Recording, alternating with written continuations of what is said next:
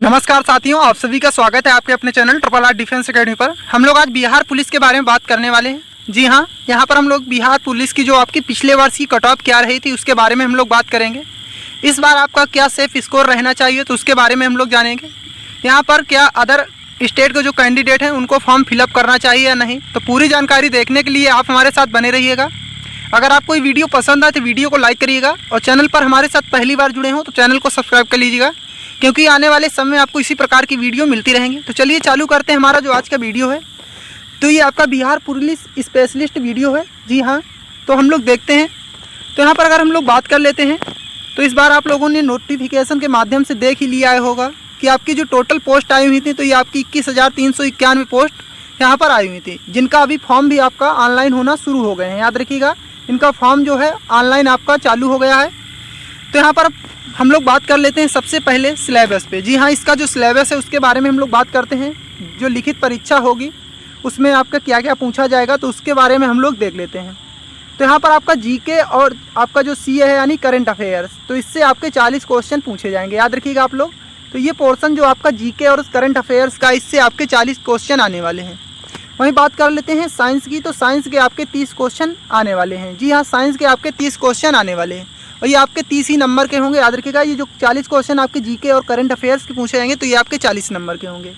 वहीं बात कर लेते हैं हिंदी और इंग्लिश के। तो ये दोनों जो हैं 10-10 नंबर के पूछे जाएंगे। इनमें से आपको किसी में कम ज़्यादा देखने को मिल सकता है। याद रखिएगा, जैसे मान लीजिए हिंदी में आपके 13 प्रश्न आ गए तो इंग्लिश में आपके 7 ही प्रश्न आएंगे। तो इनका जो दोनों का रेशियो है ये आपका 20 क्वेश्चन पूछे जाते हैं। याद रखिएगा आप लोग। बात कर लेते हैं मैथ की। तो मैथ के आपके जो ये पूछे जाते हैं 10 क्वेश्चन। तो टोटल आपके जो क्वेश्चन पूछे 40, 30, 70 और 20, 90 और 100, यानी 100 क्वेश्चन का आपका ये यहाँ पर एग्जाम होने वाला है। याद रखिएगा, 100 क्वेश्चन का आपका एग्जाम होने वाला है और आपको 2 घंटे का समय दिया जाएगा। याद रखिएगा, 2 घंटे का आपको समय दिया जाएगा। और यहाँ पर आपकी निगेटिव मार्किंग भी नहीं है। निगेटिव मार्किंग यहाँ पर आपकी नहीं रखी गई है। तो यहाँ पर आपकी जो है मेरिट जो है थोड़ा सा हाई रहती है। जी हाँ, तो हम लोग देख लेते हैं जो पिछले वर्ष की मेरिट आपकी क्या रही थी तो उसको हम लोग सबसे पहले देख लेते हैं। तो बात कर लेते हैं प्रीवियस ईयर की आपकी मेरिट है। याद रखिएगा, तो सबसे पहले बात कर लेते हैं रिटन मेरिट की। तो रिटन मेरिट की जो आपकी जर्नल की ये रही थी मेरिट, ये आपकी मेल कैंडिडेट के जो थे यहाँ पर जर्नल के, तो ये आपकी 64 रही थी। याद रखिएगा, जो मेल कैंडिडेट की थी ये 64 नंबर गई थी पिछली बार जो रिटर्न की थी, और फीमेल की 53। तो ये आपकी लिखित परीक्षा की आपकी मेरिट है। याद रखिएगा आप लोग। वहीं बीसी जो है यानी बीसी कैंडिडेट की जो थी ये आपकी 60 नंबर लिखित मेरिट गई थी। वहीं पर 49 जो थी ये फीमेल की। बात कर लेते हैं ईबीसी की। तो ये आपकी गई थी यहाँ पर, ये आपकी 59 नंबर गई थी। याद रखिएगा, 59 नंबर यहाँ पर आपकी मेल की गई थी। वहीं 46 नंबर जो ये गई थी आपकी फीमेल की। बात कर लेते हैं ईडब्ल्यूएस की। तो ईडब्ल्यूएस की जो पिछली बार कट ऑफ यहाँ पर रिटर्न की गई थी ये 54 नंबर। याद रखिएगा, 54 नंबर आपकी कट ऑफ पिछली बार गई थी। और फीमेल की अगर बात कर लेते हैं तो ये आपकी 41 नंबर। वहीं पर अगर बात कर लेते हैं एससी की। जी हाँ, एससी की अगर बात करते हैं तो एससी की आपकी 56 नंबर जो मेल कैंडिडेट की, वहीं 42 नंबर फीमेल कैंडिडेट की। ये आपकी लिखित परीक्षा की मेरिट गई थी इतनी। याद रखिएगा। और यहाँ पर ये जो लिखित परीक्षा का बेस था तो ये आपका यहाँ पर जो आपका आखिरी जो अंतिम पड़ाव आपका पास माना जाएगा तो वो आपका जो ये लिखित परीक्षा का बेस नहीं माना जाएगा। याद रखिएगा, ये नंबर आपके ऐड नहीं किए जाएंगे। याद रखिएगा। तो यहाँ पर एसटी की अगर बात कर लेते हैं 58 नंबर मेरिट गई हुई थी पिछली बार यहाँ पर एसटी की रिटर्न एग्ज़ाम की। वहीं 46 आपकी फीमेल की। और आपका ये जो बेस है यहाँ पर ये आपके फिजिकल के नंबर पर आपका जो फाइनल सिलेक्शन होता है ये फिजिकल के नंबर के आधार पे किया जाता है।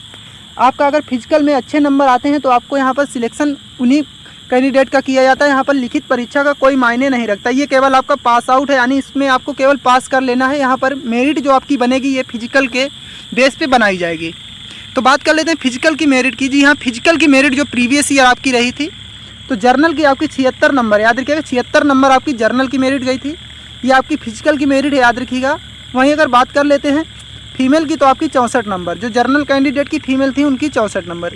बीसी की अगर बात कर लेते हैं तो 72 नंबर आपकी मेरिट पिछली बार रही थी। वहीं फीमेल की बात करते हैं तो ये आपकी फिजिकल की मेरिट 68 नंबर। वहीं बात करते हैं ईबीसी की तो ये आपकी 70 नंबर। वहीं फीमेल की अगर बात कर लेते हैं तो आपकी 60 नंबर। वहीं पर अगर हम लोग बात कर लेते हैं फिजिकल की जो आपकी मेरिट गई थी यहाँ पर ईडब्ल्यूएस की, तो ये आपकी 68 नंबर पिछली बार यहाँ पर कट ऑफ गई हुई थी। याद रखिएगा, फिजिकल के लिए। वहीं बात कर लेते हैं यहाँ पर हम लोग फीमेल कैंडिडेट की। तो ये आपकी 62 नंबर मेरिट गई हुई थी। यहाँ पर हम लोग बात कर लेते हैं एससी की। तो एससी की आपकी 68 नंबर मेरिट पिछली बार रही थी, याद रखिएगा। फिजिकल की जो वहीं फीमेल कैंडिडेट की जो एससी कैंडिडेट थे उनकी 46 नंबर। एसटी की अगर बात कर लेते हैं तो यहाँ पर 60 नंबर एसटी की आपकी फिजिकल की मेरिट गई हुई थी पिछली बार जो थी। और फीमेल की अगर बात करते हैं तो आपकी 50 नंबर, एससी कैंडिडेट की जो भी थी 50 नंबर उनकी मेरिट गई थी। तो यहाँ पर अगर हम लोग बात कर लेते हैं इस बार जो है आपका सेफ स्कोर क्या रहना चाहिए। अगर आप अदर स्टेट के कैंडिडेट हैं तो आपकी रजा होनी चाहिए। तो चलिए हम लोग देख लेते हैं जो इस बार का आपका सेफ स्कोर क्या रहना चाहिए। बात कर लेते हैं लिखित परीक्षा का। इस बार का स्कोर जो है, अगर जर्नल कैंडिडेट से आप बिलोंग करते हैं, अगर आप अदर स्टेट के भी हैं तो आप जर्नल कैंडिडेट में काउंट किए जाएंगे, याद रखिएगा। तो यहाँ पर आपको 72 से 75 नंबर इस बार लाना होगा सेव जोन में जाने के लिए, याद रखिएगा। अगर आप इतने नंबर ले आते हैं तो आपको यहाँ पर फिजिकल के लिए बुला लिया जाएगा, याद रखिएगा। बीसी की बात कर लेते हैं तो आपकी 70 से 72 इस बार जो है कट ऑफ रहने की पूरी संभावना। अगर आपके इतने नंबर इस बार आते हैं, याद रखिएगा, तो आपको यहाँ पर फिजिकल के लिए बुला लिया जा सकता है। वहीं बात कर लेते हैं ईबीसी की, तो ये आपकी यहाँ से 68 से 70 के बीच इस बार मेरिट आपकी रहने की पूरी संभावना है, याद रखिएगा। इतने नंबर अगर आप ले आते हैं तो आपको यहाँ पर कोई डाउट नहीं रहेगा और फिजिकल के लिए आपको बुला लिया जाएगा। यहाँ पर मैं आपको थोड़ी सी ज़्यादा मेरिट बता रहा हूँ, याद रखिएगा। अगर आप इतने मार्क को टच कर लेते हैं, क्योंकि काफ़ी बड़ी मात्रा में भर्ती है, यहाँ पर आपके फॉर्म भी काफ़ी ज़्यादा मात्रा में फिलअप किए जाएंगे। यहाँ पर ईडब्ल्यूएस की बात करते हैं तो इस बार जो 65 से 68 के बीच में कट ऑफ रहने वाली है, याद रखिएगा। 65 से 68 के बीच में कट ऑफ आपकी रहने वाली है। चलिए हम लोग बात कर लेते हैं एससी की। जो इस बार एससी कैंडिडेट हैं तो एससी की जो आपकी 50 से 55 नंबर इस बार कट ऑफ रहने वाली है रिटन एग्जाम की। वहीं एसटी की अगर बात कर ले तो 48 से 50 के बीच में आपकी यहाँ पर रिटन एग्जाम की रहने वाली है। ये आपकी मेल कैंडिडेट की थी, याद रखिए, मेल कैंडिडेट की। अगर बात कर लेते हैं फीमेल की, तो फीमेल की जो जर्नल की है 65 प्लस इस बार जो है आपकी यहाँ पर कट ऑफ रिटर्न की रहने वाली है। वहीं बीसी की बात करते हैं तो 60 प्लस, और ईबीसी की अगर बात करें तो यहाँ पर फीमेल कैंडिडेट की जो ईबीसी हैं तो उनकी 55 प्लस यहाँ पर आपका रहने वाला है स्कोर, याद रखिएगा। इसमें आपका 1-2 नंबर प्लस या माइनस हो सकता है, याद रखिएगा। 2 नंबर प्लस माइनस हो सकता है इस बार मेरिट में। बात कर लेते हैं यहाँ पर आपका ईडब्ल्यूएस की, तो आपकी 50 प्लस नंबर है आपकी। इस बार अगर आप लाते हैं तो आपको फिजिकल के लिए बुला लिया जाएगा, याद रखिएगा।